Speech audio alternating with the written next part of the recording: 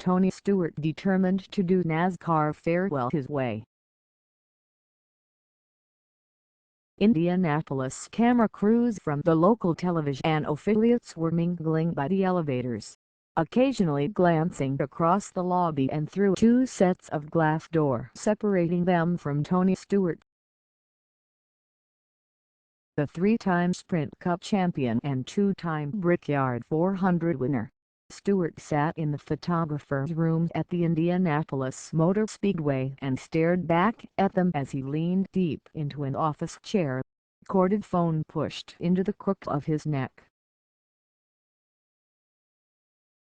Most of the Indiana native's day would be spent filling interview requests and discussing what will be Stewart's last race here Sunday and his last season before retiring. "Sure. Take it easy," Stewart signed off, hanging up the phone, then turning wide-eyed to the two media reps caretaking his schedule, which included pacing several laps in a midget car on a new dirt track installed in Stewart's honor near Turn 3 of the legendary speedway by IMS officials. Stewart, 45 and in his 18th season at NASCAR's highest level, has been determined to do this farewell his way. He watched last year as five-time Brickyard winner Jeff Gordon went through a highly celebrated and intensively intrusive goodbye season. If there was one part of Gordon's victory tour Stewart hoped to replicate, it was how the four-time series champion used victory to qualify for the chase for the Sprint Cup and advance to the Homestead Miami Speedway finale with a chance at one last title. If there was one part of Gordon's farewell he hoped to eschew, it was the constant attention and pressure to succumb to ceremony as the number of races dwindled. For Stewart, there would be minimal fuss, minimal pomp. "I got to see firsthand the circus he had to go through last year," Stewart told USA Today Sports. Stewart lowered the veil for the media session at IMS on July 5 and was determined to cinch it back up tight as he approached his last run at his hometown NASCAR race this weekend, and for the march to his final Sprint Cup event in November at Homestead. The Brickyard 400 weekend would be a sound test of his team's preparedness and discipline to the plan. "It's flattering. It's very flattering," Stewart said of the attention he will receive at Indianapolis and elsewhere. "They don't do that if they don't like you, and it's flattering to have people do that. I appreciate that, but I want to focus on racing." To assure that, Stewart, his business manager, Eddie Jarvis, and Stewart Haas Racing Executive Vice President Brett Hood consulted with Gordon's stepfather and Vice President of Jeff Gordon, Incorporated, John Bickford, to see, Stewart said, what were things he liked and things they didn't like. "If you could do it again, what would you do different?" "I just laid out our strategy and our success rate, where we saw the distractions coming from and how we anticipated and traded our favors with tracks and NASCAR and various people to offset those," Bickford told USA Today Sports. "Jeff's whole thing was I want to be competitive in my final year. Those were the goals and the only way you were going to get there without distraction. Your distractions impact your performance." Gordon's camp beseeched track promoters to minimize gift-giving, but on several occasions he was presented with tokens, including ponies for his children, Leo and Ella Sophia, from Texas Motor Speedway president Eddie Gossage. "I hope that nobody gives Tony a pony," Bickford laughed. "He and Gossage are good buddies, So gossip. It's hard to tell what he's going to do. Give him a ranch. Don't give him a pony. Bickford said Gordon and he considered ways to manage his final season when he first contemplated retirement 5 years ago. A major part of the process, Bickford said, was agreeing to return to each track this year in exchange for space and time to prepare for racing in 2015. That said, Gordon's camp understood the interlocking agendas.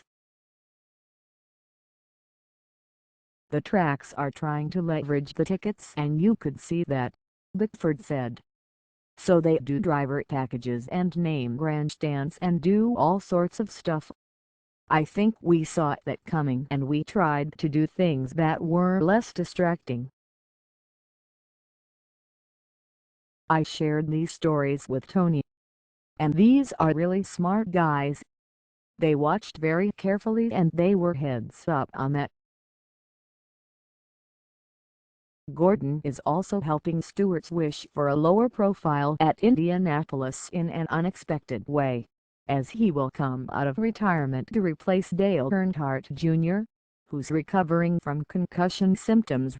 In the note, 88 Chevrolet for 2 races, beginning this weekend.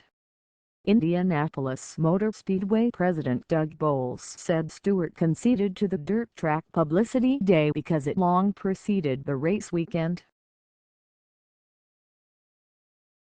Bowles said Stewart told him, "What I want to do is I want to win my last Brickyard 400.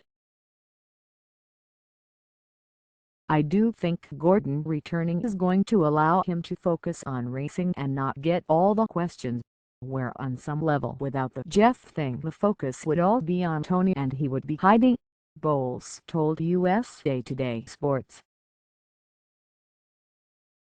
"I don't think he's going to have to hide as much."